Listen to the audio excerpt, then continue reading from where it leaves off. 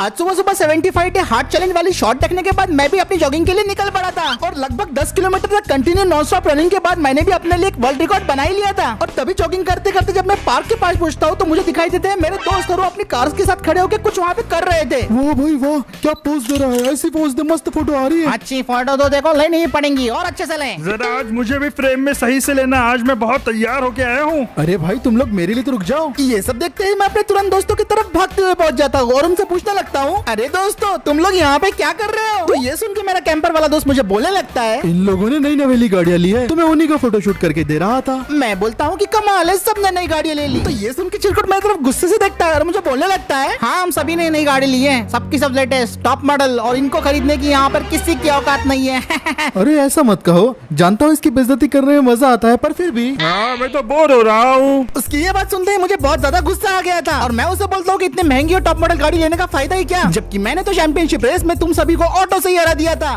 ये बात सुन के चिरकुट और भी ज्यादा बौखला जाता है और मुझे बोलने लगता है, पिछली बार सिर्फ तेरी किस्मत ने तेरा साथ दिया था, वरना मैं ही जीतने वाला था, और अगर तू सच में इतना अच्छा ड्राइवर है तो मुझे फिर से एक बार हरा के दिखा। अब मैं बोलता हूँ कि मेरे पास ये सब करने का वक्त नहीं है, तो मेरे बाकी सारे दोस्त बोलने लगते हैं, रहने दो, वैसे भी ये डर रहा है, शायद इस बार इसका तुक्का ना लगे। अगर एक बार हरा दिया है तो दूसरी बार हराने में क्या शर्म, क्योंकि ये मुझे हरा ही नहीं सकता।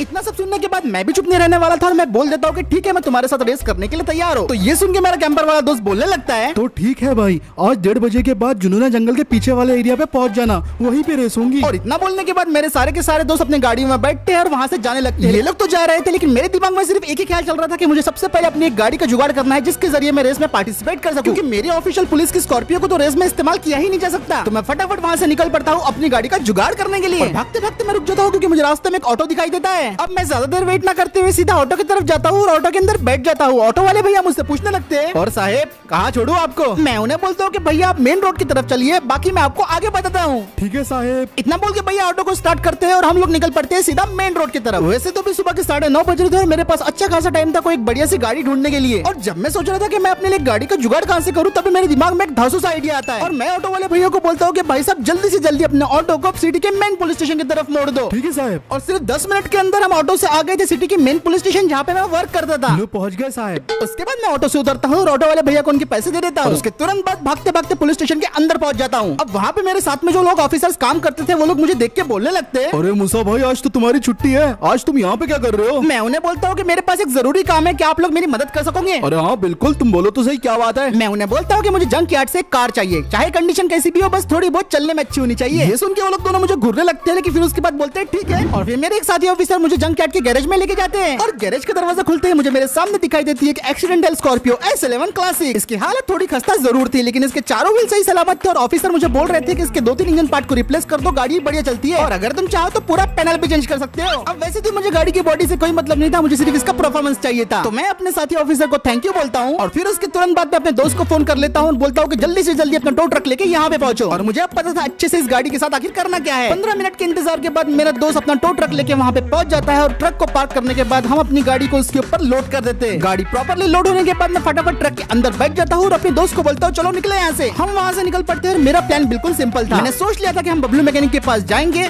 उसके पास जाके फटाफट पार्ट को रिप्लेस कर देंगे, हो सके तो 2-3 पैनल भी चेंज कर देंगे। और ये सारी चीजें करने के लिए बबलू मैकेनिक को सिर्फ 1 से 2 घंटे लगने वाले थे और सिर्फ 10 मिनट के अंदर हम लोग पहुंच जाते हैं बबलू मैकेनिक की वर्कशॉप में। वर्कशॉप में पहुंचने के बाद बबलू मैकेनिक को मैं सारी बातें बता देता हूँ, लेकिन वो कुछ मुझे ऐसा बोलता है जिसकी वजह से मेरा पूरा के पूरा प्लान चौपट हो गया था। सॉरी भाई, पर तेरी ये स्कॉर्पियो आज रिपेयर नहीं हो पाएंगी। ये सुन के मैं बबलू मैकेनिक को बोलता हूँ कि मुझे रिस्टोरेशन नहीं करना, बस 2-3 पार्ट्स ही रिप्लेस करने हैं, गाड़ी जैसी वैसी रहने दो। बात वही तो है भाई, पार्ट्स ही अवेलेबल नहीं है, 5-6 ग्राहक और इंतजार कर रहे हैं अपनी गाड़ियों के पार्ट्स के लिए, पार्ट्स को आने में बहुत टाइम लग रहा है, मेरी बात समझ, आज स्कॉर्पियो रिपेयर नहीं हो पाएंगी। ये सुनने के बाद मैं काफी मायूस हो गया था। अब मैं इस रेस में हिस्सा नहीं ले सकता था क्योंकि मेरे पास कोई गाड़ी ही नहीं थी और मेरे दोस्त सब सारे के सारे मिलके मेरा मजाक उड़ाने वाले थे। लेकिन इतने में बबलू मैकेनिक मुझे बोलने लगते हैं, भाई रेस में हिस्सा लेने के लिए स्कॉर्पियो जरूरी है क्या? तो मैं उन्हें जवाब देता हूँ कि मुझे तो बस गाड़ी से मतलब है, गाड़ी कैसी भी हो। ये सुन के वो ठीक है बोलते हैं और तुरंत उसके बाद अपने एक वर्कर को फोन लगा के बोलने लगते हैं, हाँ भाई 403 कस्टमर की गाड़ी लेके आ जल्दी से, अर्जेंट है। और फिर वो मुझे बोलते हैं कि इंतजार कर, तेरे लिए कस्टमर की गाड़ी आ रही है तो उसी से रेस करने वाला है आज। और सिर्फ 5 मिनट के अंदर उनका वर्कर लेके आ जाता है एक ऐसी गाड़ी जिसके बारे में मैंने उम्मीद भी नहीं की थी। और वो गाड़ी देखने के बाद मैं बबलू मैकेनिक को पूछता हूँ कि मैं सच में क्या इससे रेस करूँ, आपको कोई प्रॉब्लम तो नहीं होंगे ना बबलू भाई? तो ये सुन के वो मुझे बोलने लगते हैं, अरे भाई बिंदास गाड़ी को लेके जा, बस इसको सही सलामत वापस ले आना क्योंकि भाई ये कस्टमर की गाड़ी है। मैं उन्हें बोलता हूँ कि आप फिक्र मत करो बबलू भाई, मैं आपकी गाड़ी को सही सलामत वापस ले आऊंगा और उसके बाद मैं अपनी गाड़ी की तरफ बढ़ने लगता हूँ। और जैसे ही मैं गाड़ी के अंदर बैठता हूँ मुझे एक बहुत ज्यादा शानदार फीलिंग आती है। इससे पहले मैंने गाड़ी को कभी नहीं चलाया था और इसकी परफॉर्मेंस से मुझे थोड़ा सा डाउट था, लेकिन वो आगे जाके मालूम पड़ने वाला था कि आखिर में गाड़ी परफॉर्म तो करेंगी कैसे। और फिर मैं गाड़ी को स्टार्ट करके वहाँ से निकल पड़ता हूँ। मेरी गाड़ी बस सही सलामत वापस आ जाए। अब दूसरी तरफ यहाँ पे मेरे सारे दोस्त जुनून जंगल के पीछे पहुँच गए थे और सभी लोग रेस के लिए तैयार थे।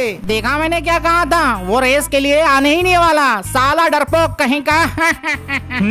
लग तो वही रहा है। ऑलरेडी 10 मिनट वो लेट हो चुका है। लगता है यहाँ पे हमारा आना वेस्ट गया। और जब ये लोग सारी बातों में लगे हुए थे इतने में उन्हें मेरी गाड़ी की आवाज आती है और जैसे ही वो लोग पलट के देखते हैं सारे के सारे लोगों के होश उड़ जाते हैं। फाइनली मैं रेस में पहुंच गया था और इस रेस में मैं जो गाड़ी का इस्तेमाल करने वाला था वो थी महिंद्रा की अल्टोरास G4। काफी पावरफुल लेकिन अंडररेटेड कार। फिर मैं गाड़ी से उतरता हूँ और उन लोगों के पास जाने लगता हूँ और ये सब देख के चिरकुट गुस्से से लाल पीला हो रहा था। चिरकुट और मैं एक दूसरे के आमने सामने खड़े हो गए थे और एक दूसरे को गुस्से से घूर जा रहे थे और चिरकुट मुझे बोलने लगता है, इस बार जरूरी नहीं कि तेरी किस्मत तेरा साथ दे दे। तो मैं भी उसे बोल देता हूँ कि जो होगा देखा जाएगा। और अब हम पूरी तरीके से रेस के लिए तैयार थे। कोई इस रेस में सिर्फ मजे करने के लिए आया था पर कोई मुझे हारते हुए देखना चाहता था। किसी को तो इस रेस से बिल्कुल भी फर्क ही नहीं पड़ता था, जबकि कोई रेस में मुझे हराने के लिए कुछ भी कर सकता था। और मैं तो बस यही प्रे कर रहा था कि ये गाड़ी मेरा साथ देना चाहिए। और फिर सारी गाड़ी की इंजन स्टार्ट होने के बाद हमारी रेस शुरू होती है। शुरुआत से रेस में काफी ज्यादा भसड़ बच चुकी थी। हर कोई पागलों की तरह एक दूसरे को पीछे करने में लगा हुआ था। मैं फुल पावर में अपने अल्टोरास को भगाए जा रहा था और कैंपर वाला दोस्त मेरे आगे आ गया था जिसको मैं पीछे करने की पूरी कोशिश कर रहा था। और यहाँ पे चिरकुट तो शुरुआत से रेस में आगे चल रहा था और उसके एंडेवर सच में बहुत ज्यादा पावरफुल थी। पर थोड़ी देर बाद मेरा कैंपर वाला दोस्त आगे निकल जाता है और स्कॉर्पियो वाला उसे पीछे करने की पूरी कोशिश कर रहा था और एक इंटरसेक्शन पे उसे उसने पीछे कर भी दिया। इस ट्रैक में काफी सारे जंप्स थे और कीचड़ की वजह से कार को कंट्रोल करना काफी ज्यादा मुश्किल हो रहा था। लेकिन शुक्र था मेरी गाड़ी 4x4 थी जिसकी वजह से मुझे जंप्स वगैरह करने में कोई दिक्कत नहीं हो रही थी और मैं आराम से ओवर खबर रास्तों को क्रॉस कर ले रहा था। फिलहाल तो मैं तीसरे पोजीशन पे चल रहा था और किसी तरीके से मैं चिरकुट के बच्चे को पीछे करने में लगा हुआ था। लेकिन बीच बीच में काफी सारी जंप्स होने की वजह से इसका एडवांटेज जब्बार ने उठा लिया था और मैं लिटरली आखिरी पोजीशन पे आ गया था। और क्योंकि जब्बार की गाड़ी काफी हल्की थी तो उसे एडवांटेज बहुत ज्यादा मिल रहा था। यहाँ पे पहले नंबर पे तो मेरा कैंपर वाला दोस्त डोमिनेट कर रहा था और स्कॉर्पियो और एंडेवर उसके बिल्कुल पीछे लगे हुए थे। चिरकुट पूरी कोशिश कर रहा था कि किसी तरह उसे आगे निकलने का एक मौका तो मिल जाए, लेकिन वो सफल नहीं हुआ। यहाँ जब्बार और मेरे बीच में मुकाबला चल रहा था कि कौन आगे निकलता है, लेकिन जब्बार भी अपनी पोजीशन को इतने आसानी से छोड़ने नहीं वाला था। जब्बार अपनी गाड़ी का फुल पावर इस्तेमाल कर रहा था और पूरी रफ्तार से अपनी गाड़ी को भगाया जा रहा था और थोड़े तीखे मोड़ों पे मुझे अपनी गाड़ी मोड़ने में थोड़ी सी दिक्कत हो रही थी। लेकिन फिर भी मैं किसी तरह जब्बार के आगे निकलने वाला था, लेकिन जब्बार मुझे ठोकने लगता है। तुझे इतने आसानी से आगे तो मैं नहीं जाने दूंगा। पहले ही रास्ता काफी छोटा था और जब्बार मुझे बिल्कुल भी आगे जाने की जगह नहीं दे रहा था और मैं बस अपने एक सही मौके की तलाश में था और बस सोच रहा था कि कैसे जब्बार से मैं चौथी पोजीशन को छीन लूं। लेकिन थोड़ी ही आगे एक अलग ही बैटल चल रही थी। रेस में पहले नंबर पे अभी मेरा स्कॉर्पियो वाला दोस्त चल रहा था और उसको पीछे करने की पूरी कोशिश कर रहा था मेरा कैंपर वाला दोस्त। और इन दोनों के बीच में एक तगड़ी बैटल चल रही थी। वो अपनी स्कॉर्पियो को फुल रफ्तार से भगाने की कोशिश कर रहा था और वो कैंपर वाले को आगे जाने नहीं देना चाहता था। लेकिन मेरा कैंपर वाला दोस्त भी नंबर 1 पे आने के लिए हर एक मुमकिन कोशिश कर रहा था और ये रेस वो बिल्कुल भी हल्के में नहीं ले रहा था। और ऐसा करते करते हम सभी लोग पहुंच जाते हैं सबसे बड़ी जंप की तरफ। सबसे पहले स्कॉर्पियो वाला जंप मारता है, उसे सक्सेसफुली कंप्लीट कर लेता है और उसके बाद चिरकुट पे जंप मार देता है और उसके एंडेवर की लैंडिंग भी बढ़िया हो गई थी। लेकिन जब्बार अपना रास्ता बदल लेता है क्योंकि वो जंप से डर गया था। नहीं रे बाबा, मैं नहीं करूंगा जंप। वो तो रास्ता बदल देता है लेकिन मैं फुल रफ्तार से अपनी गाड़ी को जंप करा देता हूँ और थोड़ी फासले से मैं इस जंप को सक्सेसफुली कंप्लीट कर लेता हूँ और मौके का फायदा उठाते हुए मैं चौथे नंबर पे आ गया था। अब इस रेस में और भी ज्यादा मजा आने लगा था और मैं अब अपने कैंपर वाले दोस्त को पीछे करने में लगा हुआ था, लेकिन वो भी इतने आसानी से मुझे आगे जाने नहीं दे रहा था। और फिर हम सब लोग पहुंच जाते हैं एक्सट्रीमली मडी रोड पे और यहाँ पे तो लिटरली गाड़ी को कंट्रोल करना बहुत मुश्किल हो रहा था। सारी कार्स बुरी तरीके से उछल रही थी और मैं देख रहा था कि भाई कैंपर वाले को तो बहुत मजा आ रहा है ये सब चीजें करके। ये रोड्स का फायदा उठा के उसने चिरकुट को भी पीछे कर दिया था, जबकि चिरकुट तो यहाँ पे बेचारा अपनी गाड़ी को कंट्रोल करने की कोशिश कर रहा था जो कि बुरी तरीके से हिल रही थी। चिरकुट को पीछे करने के बाद कैंपर वाले दोस्त ने जब्बार को भी पीछे करने की कोशिश की जो आगे आ गया था और देखते ही देखते मेरे कैंपर वाले दोस्त ने स्कॉर्पियो वाले को भी पीछे कर दिया था और कैंपर अब नंबर 1 पोजीशन पे डोमिनेट कर रहा था। लेकिन ये देख के चिरकुट को बहुत गुस्सा आ गया था। चिरकुट किसी तरह अपने एंडेवर को बिल्कुल कैंपर के नजदीक ले जाता है और कैंपर को जोर से टक्कर मार के उसे बिल्कुल 360 डिग्री घुमा देता है। कैंपर इस वजह से आउट ऑफ कंट्रोल हो गया था और अब चिरकुट नंबर 1 पोजीशन डोमिनेट कर रहा था और बेचारा कैंपर लास्ट में आ गया। कुछ सेकंड बाद जब्बार नंबर 1 पे आ गया था, लेकिन फिर से एंडेवर ने उसको पीछे कर दिया था और चिरकुट अब फिर से लीड कर रहा था। अरे नहीं, और मेरा कैंपर वाला दोस्त भी फिर से रेस पे वापस आ चुका था। यहाँ चिरकुट और भी ज्यादा बौखलाया हुआ था क्योंकि जब्बार फिर से उससे एक बार आगे निकल गया था और वो और भी घबरा गया जब उसके पीछे मैं आ गया था। पहले पे जब्बार, दूसरे पे चिरकुट और तीसरे पे मैं चल रहा था। बिल्कुल मेरे सामने जब्बार और चिरकुट की लड़ाई हो रही थी और मैं बस सोच रहा था कि सही मौका देख के इन लोगों को ओवरटेक कर दूं। लेकिन तभी इतने में कबाब में हड्डी बनने के लिए मेरा कैंपर वाला दोस्त पीछे से आ जाता है और अब हम दोनों तीसरी पोजीशन के लिए लड़ रहे थे। रेस खत्म होने में थोड़ा ही वक्त रह गया था तो मैंने भी अपनी गाड़ी की पूरी रफ्तार लगा दी और मैं लगभग कैंपर वाले को ओवरटेक करने वाला था। लेकिन तभी इतने में एक तीखा मोड़ आता है और अचानक मेरी गाड़ी का चक्का बैरिकेड से टकरा जाता है। मेरी गाड़ी पलट जाती है और उसके बाद 3-4 पलटियां खाने के बाद सीधी हो जाती है और जिसकी वजह से मैं पूरे लास्ट पोजीशन पे आ गया था। ये लोग तो आगे निकल गए थे, लेकिन इनको पीछे करने के लिए मुझे सामने दिखाई देता है एक शॉर्टकट। ये रिस्की तो जरूर था, लेकिन अगर मुझे रेस जीतनी थी तो मुझे इसको ट्राई करना ही था। तो फिर क्या था, मैं फुल रफ्तार से अपनी गाड़ी को उस पहाड़ी की तरफ भगाने लगता हूँ और लगभग 80 किलोमीटर प्रति घंटे की रफ्तार से मैं इस गाड़ी को वहाँ से जंप करा देता हूँ। लेकिन जैसा मैंने एक्सपेक्ट किया था, ये जंप तो उससे भी ज्यादा हाई हो गई थी और मेरी फटके हाथ में आ गई थी। और नीचे देखने में मुझे चिरकुट और स्कॉर्पियो वाला दोस्त दिखाई देता है। मैं बिल्कुल उनके ऊपर से अपनी गाड़ी को जंप करा देता हूँ और बड़ी मुश्किल से अपनी गाड़ी को लैंड कराता हूँ उनके बाजू में। गाड़ी लैंड करने में मुझे झटका तो बहुत जोर से लगा था, लेकिन फाइनली रेस के आखिरी पड़ाव में मैंने पहली पोजीशन को गेन कर लिया था। और फिर बस मैंने कुछ नहीं देखा, मैंने अपनी गाड़ी का फुल एक्सेलरेटर दिया और नंबर 1 पोजीशन पे रेस को फिनिश कर दिया। और एक और बार मैंने इस एक्सट्रीम ऑफ रोड रेस को फिनिश कर दिया नंबर 1 पोजीशन पे।